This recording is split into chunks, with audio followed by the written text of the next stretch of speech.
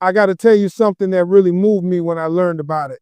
I'm talking about Prophet Muhammad and his treatment of women. Now, I know some of y'all might be surprised I'm talking about this, but hear me out because this is powerful and it changed the way I see things. Let me take you back 1,400 years ago. Picture this, Arabia, where women were treated like property. I mean, literally, some people were burying their baby girls alive because they wanted sons. Can you imagine that? That's the world we're talking about. Women couldn't own anything, couldn't inherit anything, couldn't even choose who they married. They were considered less than human in many ways. In that time, in that place, this man comes along and completely flips the script. Prophet Muhammad, he stood up and said, no, women have rights. He said women can own property, they can inherit wealth, they can do business, they can choose who they marry. Now think about that for a second. We're talking about the year 600, and he's giving women rights that some parts of the world didn't see for another 1,000 years. America didn't give women the right to vote until 1920. Let that sink in. But here's what really gets me. It wasn't just what he said, it was how he lived. Because anybody can talk, right? Anybody can preach. But this man walked the walk every single day of his life. Prophet Muhammad, he helped with the housework. Yeah, you heard me right. He cooked, he cleaned, he mended his own clothes. The Prophet of Islam was sewing his own garments, milking his own goats, helping out around the house. How many men today are doing that? I'm just saying. We got men who won't even put their dishes in the sink. And here's a prophet doing laundry. He would race with his wife Aisha in the desert. Can you picture that? The leader of a nation racing with his wife, laughing, having fun, being playful. He treated her like a partner, like an equal, like a best friend. When she would tell stories, he would listen intently. He valued her intelligence, her opinions, her companionship. He would lean back and let her rest on his chest while they talked. That's intimacy. That's love. That's respect. And his daughter Fatima, whenever she would enter a room, he would stand up out of respect. His own daughter. He would stand up, walk over to her, kiss her forehead, and offer her his seat. The leader of a nation, standing up for his daughter every single time she walked in. That's respect. That's honor. That's teaching by example. Here's something else that moved me. There was a woman, a non-Muslim woman, who used to throw trash on him every single day when he walked by her house. Every single day, this woman is throwing garbage on the prophet. And one day, the trash wasn't there. You know what he did? He didn't celebrate. He didn't say good riddance. He went and knocked on her door to check if she was okay. Turns out she was sick, and he took care of her. He nursed her back to health. That's the kind of character we're talking about. That's forgiveness. That's mercy. That's humanity at its finest. He said, and I'm paraphrasing here, the best among you are those who are best to their women. Think about that. He made how you treat women the measure of your character. Not how much money you got, not how successful you are, not your status in society, but how you treat the women in your life. That's what makes you a good man. In his final sermon, standing on Mount Arafat in front of thousands and thousands of people, one of the last things he emphasized was treat your women with kindness. He said you have rights over your women and they have rights over you. Treat them well and be kind to them.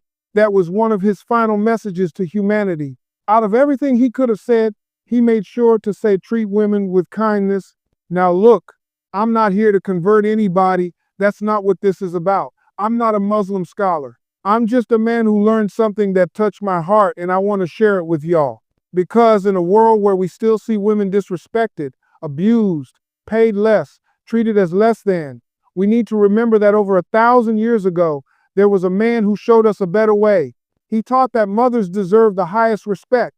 There's a famous story. Someone came to him and asked, who deserves my good treatment the most? He said, your mother. They asked again, then who? Your mother. And then who? Your mother. And the fourth time, then your father. 3 times he said mother before father even got mentioned. Paradise, he said, lies at the feet of your mother. Let me tell you another story.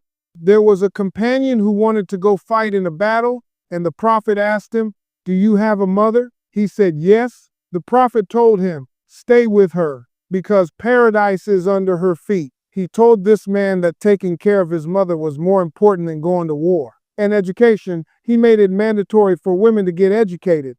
In a time when women weren't even allowed to leave their houses, he said seeking knowledge is mandatory for every Muslim, male and female. He encouraged women to come to the mosque, to learn, to ask questions, to be part of the community. There were women scholars in early Islam, women who taught men, women who narrated thousands of religious teachings, women who were consulted on major decisions. His own wife Aisha became one of the greatest scholars of Islam.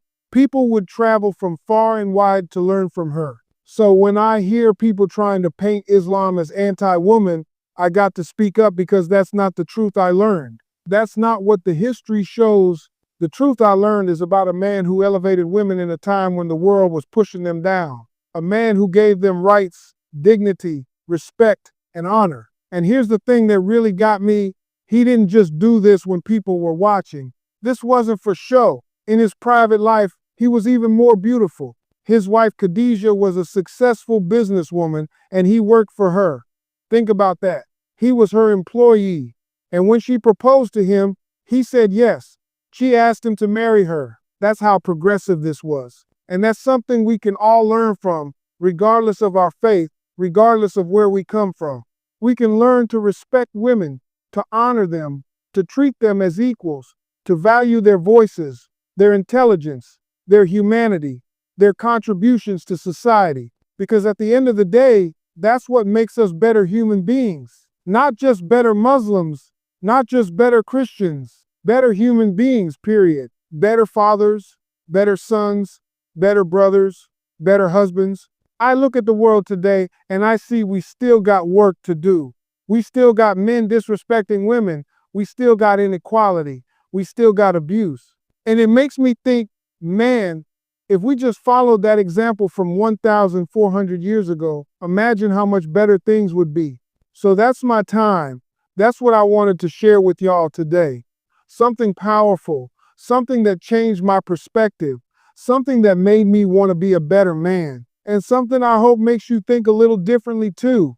Because real strength isn't in dominating women. Real strength is in uplifting them, protecting them, honoring them, and treating them the way Prophet Muhammad showed us.